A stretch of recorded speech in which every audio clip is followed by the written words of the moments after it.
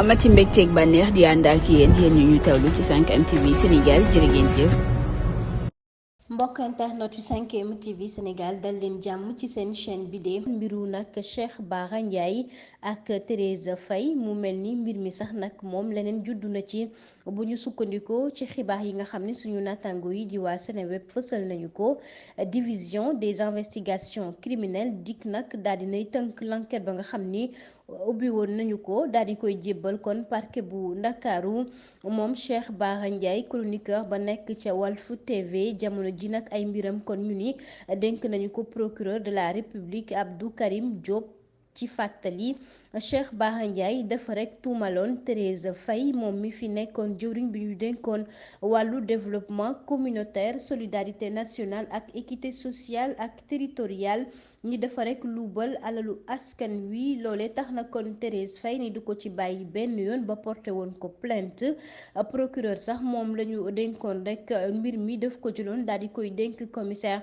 principal Adramé Sarr mu jiite dikk waaye mu mel ni moom Cheikh Bara Ndiaye ba ñu ko woloo indiwul rek yenn firnde nag wala lenn loo xam ne rek day wane ni kon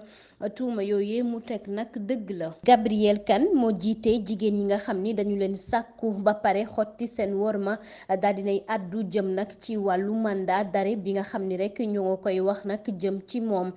nag ñu gën koo xam ci koo xam ni nekkoon na fii di jàppale Adji Sarr ginnaaw rek lu ñeel coow li nga xam ne amoon na ko ak Ousmane Sonko. wax na nag jëm ci wàllu mandat d'arrêt bi nga xam ni nag nee na dégg na ñuy wax ni rek moom la ñu koy yónnee tax na mu ni nag seen wax yu sew yooyee nañu ko rek daal di ci génnee buñ ko ci boole benn yoon moom nag ragalul mu ni kaso benn yoon te bu fekkee itam xeex bi nga xam ni xeex na ko nag ngir dimbali jigéen ñi taxawaayu yaay nag koo xam ni rek da leen di xeexal ni kon dawu ci dara dawu ci itam rek jëm ci li nga xam ni rek moom lay xeex saa su nekk tax na mu ni jëm ci taskatu xibaar yi seen message yooyu itam ñuy wax rek kon nañu ko ci génnee lu ñeel nag mbiru buzz dong rek la ñuy bëgg te itam foofu la ñu koy bëgg jaarale tax na mu ni àndu ci benn yoon noonu nag mu ni dawul daali kon dawul dara benn jëm rek ci li nga xam ni mooy taxawaay bi musul daw itam rek ci li nga xam ni moom lay xeex ndax jàpp na ni